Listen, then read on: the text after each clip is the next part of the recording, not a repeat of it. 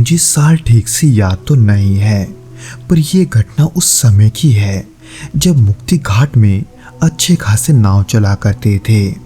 पर फिर भी अगर मैं थोड़ा अंदाज़ा लगाऊं तो ये घटना साल 1998 से 2000 के बीच की रही होगी। तब ठंड का मौसम चल रहा था और उस घटना वाली रात करीब रात के 10:30 या 11 बज रहे थे। हवा में हल्की नमी थी और गंगा के पानी से उठती ठंडी हवा चारों तरफ फैली हुई थी। मैं उस समय मुक्ति घाट के पास अपनी नाव लगाए खड़ा था। नाव चलाना मेरा पुश्तैनी पेशा था। दिन भर मजदूरी करके जितने पैसे कमाता था उससे सिर्फ घर का ही खर्चा चलता था, पर रात में गंगा पार करने वाले काम से जो पैसे मिलते थे वो मैं बचाए रखता था। रात के समय गंगा पार करने वाले नाव बहुत ही कम होते थे, फिर भी कभी कभी देर रात कुछ लोग मिल जाते जिनकी सवारी से 2 पैसे में और भी बना लेता था। उस रात गंगा का पानी अजीब तरह से शांत था। लहरें किनारों से टकरा तो रही थी, लेकिन हवा में कुछ अलग सी बेचैनी थी। वहाँ कुछ तो ऐसा था जो उस रात मुझे बेचैन कर रहा था। रात के उस पहर में घाट एकदम वीरान पड़ा था। सिर्फ दूर कहीं से कुत्तों के भौंकने की आवाज़ ही आ रही थी। उस दौरान मैं नाव में बैठकर ऊँघ ही रहा था कि अचानक मेरी नज़र सामने पड़ी, जहां मैंने घाट की सीढ़ियों पर एक बूढ़ी औरत को खड़ा देखा। उस बूढ़ी औरत की मटमैली साड़ी के पल्लू हवा में लहर रहे थे, पर उस औरत का चेहरा अंधेरा होने के कारण साफ दिख नहीं रहा था।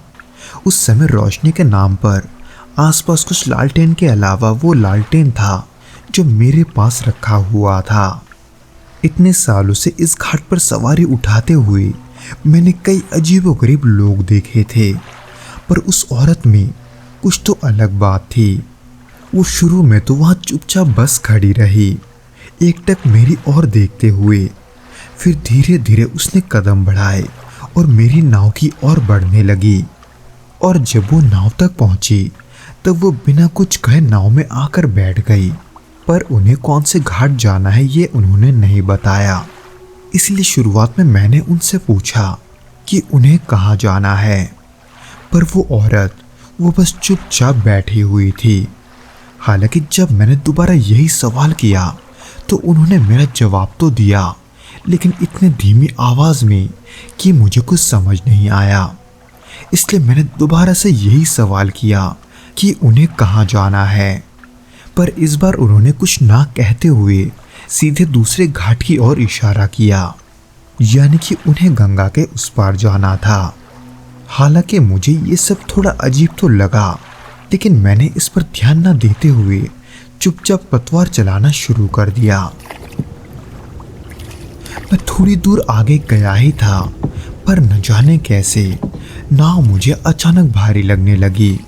ऐसा लग रहा था कि उसमें एक बूढ़ी औरत नहीं बल्कि 10 लोग बैठे हो। मैं पतवार को चलाने की तो पूरी कोशिश कर रहा था, पर नाव को जितना तेज जाना चाहिए वो उससे बहुत ही धीमी रफ्तार में आगे बढ़ रही थी।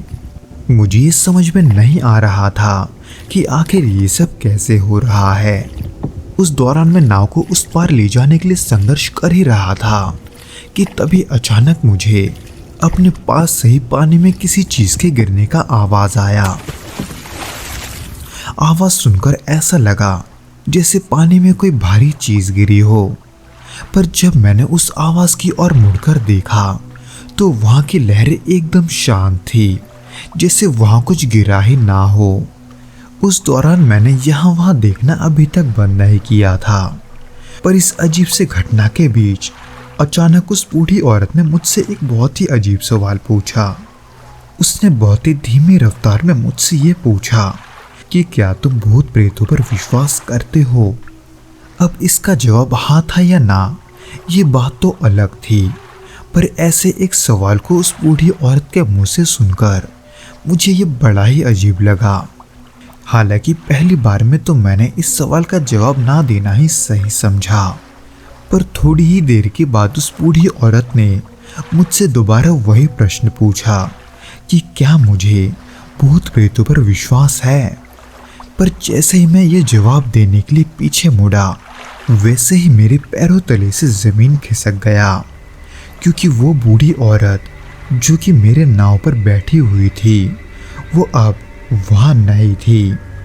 यानी कि वो बूढ़ी औरत न जाने कहाँ गायब हो चुकी थी।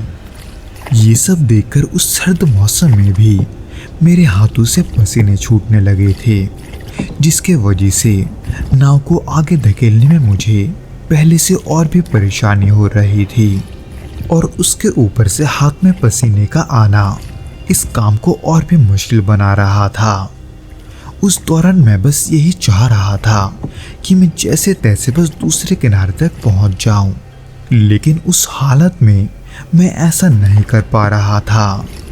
उस बूढ़ी औरत के गायब होने के बावजूद भी नाव में वजन जैसे अभी भी कम नहीं हुआ था। वो अब भी वैसा ही भारी था जैसे उसमें 10 लोग सवार हो। हालांकि उस रात तो मैं नाव को जैसे तैसे किनारे तक तो ले आया था, पर उस नाव में कुछ ऐसा भी रखा हुआ था जिसने आगे चलकर मेरे होश उड़ा दिए। दरअसल उस रात इन सभी घटनाओं के बाद मैं सीधे अपने घर लौट गया था। पर जब मैं अगली सुबह उस घाट में वापस लौटा तो मैंने नाव में कुछ अजीब देखा। मैंने देखा कि जहां पिछली रात वो बूढ़ी औरत बैठी थी वहां कोने में एक लाल रंग का पोटली है, जिसे मैं अपने हाथ में लेते हुए धीरे धीरे खोलने लगा। पर उसमें जैसे चीजें रखे हुए थे वो सब देखने के लिए मैंने उम्मीद नहीं की थी, क्योंकि जब मैंने उस पोटली को खोला तो उसमें कुछ सूखे फूलों के अलावा कुछ पुराने इंसानी हड्डियां थी। हालांकि वो पोटली वहां क्यों थी ये तो मुझे नहीं पता, पर उसके बाद से मैंने रात में सवारी लेना कम कर दिया।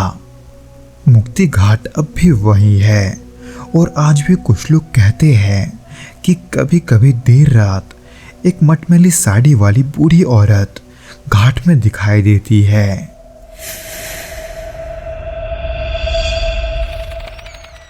तो दोस्तों, आज के इस पहले घटना के बाद बिना किसी देरी के हम दूसरे घटना की ओर बढ़ते हैं।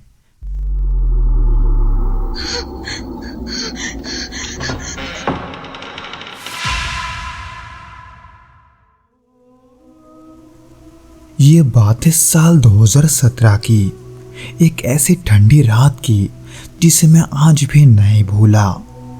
मैं तब कोलकाता में ओला कैब चलाने का काम करता था। उस रात के तकरीबन 2 बज रहे थे और शहर की सड़कों पर सन्नाटा पसरा हुआ था। सिर्फ इक्का दुक्का गाड़ियां और इधर उधर के कुछ आवारा कुत्ते नजर आ रहे थे। सड़कों की हल्की फुल्की नमी इस बात की गवाही दे रही थी कि कुछ समय पहले हल्की बूंदाबांदी हुई है। उस रात मेरा घर जाने का कोई इरादा नहीं था। अक्सर देर रात को कुछ सवारियां मिल जाती थी और उनका किराया अच्छा खासा मिलता था। खैर, उसी रात को मेरे फोन पर ओला कैब की तरफ से एक राइड का रिक्वेस्ट आया। पिकअप लोकेशन किसी अस्पताल के बाहर था।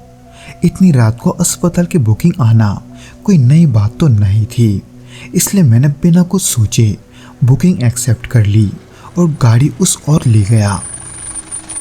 जब मैं अस्पताल के बाहर पहुंचा तो देखा कि वहां एक महिला खड़ी है।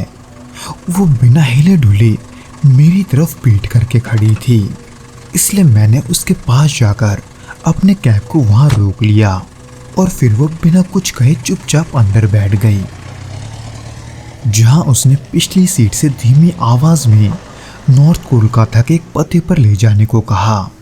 उस औरत की आवाज इतनी धीमी थी कि पहली बार में मैं उसे नहीं सुन पाया था, इसलिए मैंने रियरव्यू मिरर में देखते हुए दोबारा उनसे उस पते के बारे में पूछा। हालांकि उस औरत ने मेरा जवाब तो दिया था, लेकिन वो अपने सीट पर बिल्कुल सीधी होकर बैठी थी, बिना किसी हरकत के, जैसे उसके शरीर में जान ही ना हो। उस औरत के बाल खुले हुए थे और उसने हल्के रंग की साड़ी पहनी हुई थी और न जाने गाड़ी के अंदर कहां से हल्की खुशबू आ रही थी, जैसे किसी पुराने फूलों की आती है। पर उस दौरान मैंने इन सब पर उतना ध्यान ना देते हुए अपनी गाड़ी आगे बढ़ा ली। बाकी का रास्ता सुनसान था, बस कभी कभी कहीं से किसी कुत्ते के भौंकने की आवाज आ जाती थी।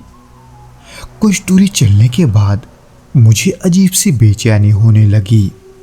वैसे तो मुझे सवारी से कभी कभी बातचीत करने की आदत थी, पर इस बार जैसे कि मुझ में कुछ कहने की हिम्मत ही नहीं थी।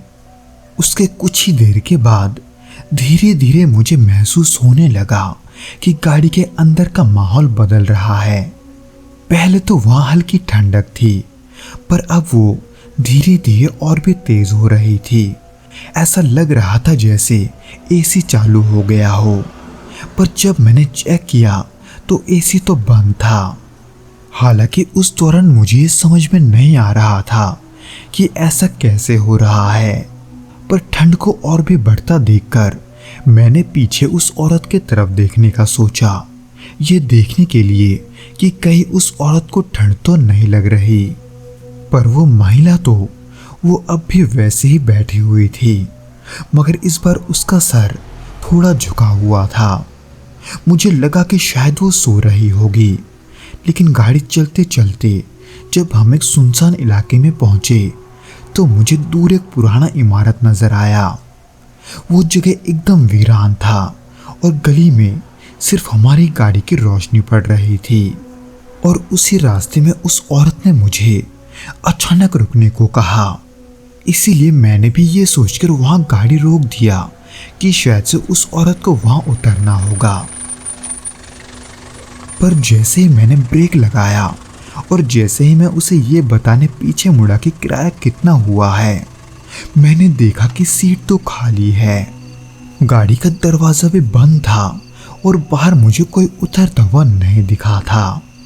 इसलिए ये सब अचानक से देखकर मेरा शरीर सुन पड़ गया।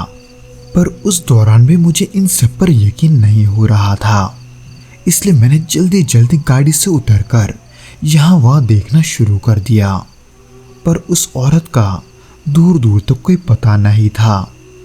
मैंने फिर भी दोबारा चेक करने के लिए गाड़ी के अंदर भी देखा, पर वो तो वहाँ भी नहीं थी। फिर ऐसे में मैंने अपने सामने वाले घर के दरवाजे को खुला देखा, जिसे देखकर मुझे ये लगा कि शायद से वो औरत वहां गई होगी।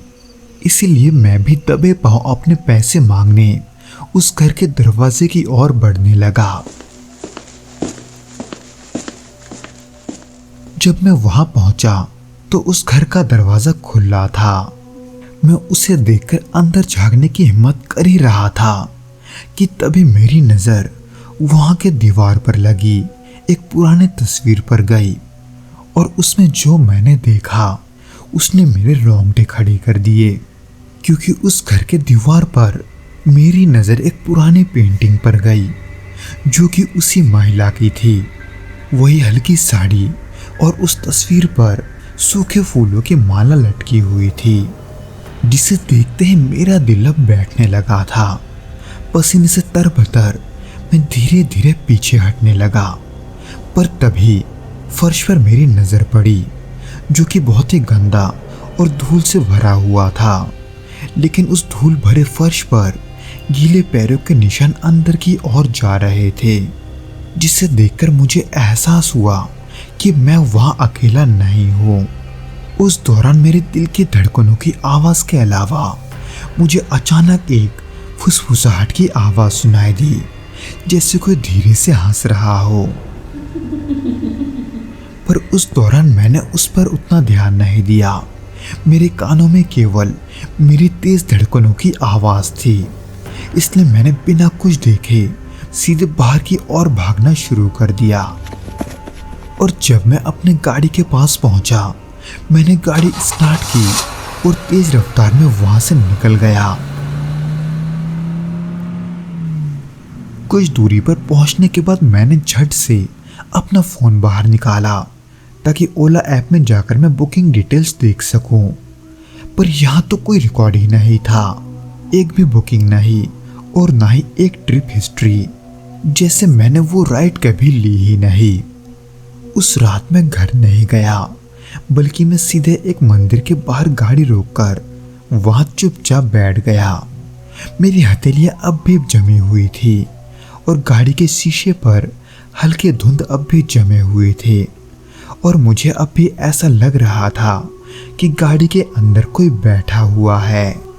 हालांकि ऐसा कुछ नहीं था, लेकिन उसके बाद से मैंने कई रातों तक उस रास्ते पर गाड़ी नहीं चलाया।